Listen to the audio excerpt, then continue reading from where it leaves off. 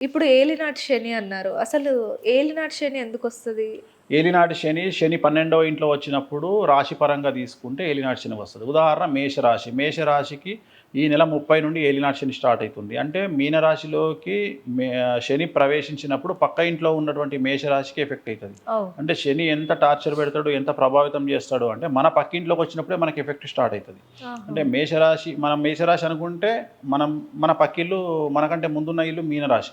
మీనరాశిలోకి ప్రవేశం ద్వారా మనకి ఎఫెక్ట్ చేస్తాడు శని. ఓహో! అంత పవర్ఫుల్ శని 2.5 సంవత్సరాలు ఉంటాడు ఒక్కొక్క ఇంట్లో. ఆ! అంటే ఇప్పుడు మేషరాశికి ఏలినాటి శని ప్రారంభమవుతుంది. అది రెండవసారి ఏలినాటి శని వెరీ డేంజరస్. ప్రతి 30 సంవత్సరాలకు ఒకసారి ఏలినాటి శని వస్తుంది మనిషికి. ఆహా! మూడవసారి ఏలినాటి శని వచ్చినప్పుడు చనిపోతాడు మనిషి. అయ్యో! సో రెండవసారి ఏలినాటి శని వస్తుంది. అంటే ఎవరైతే 25 సంవత్సరాలు మించి ఉన్నారో వాళ్ళందరికీ రెండవసారి ఏలినాటి శని వస్తుంది. సో వాళ్ళకు రెండవసారి ఏలినాటి శని వెరీ డేంజరస్ అని చెప్తాం మనం. శాస్త్రం కూడా అదే చెప్తుంది, జ్యోతిష శాస్త్రం.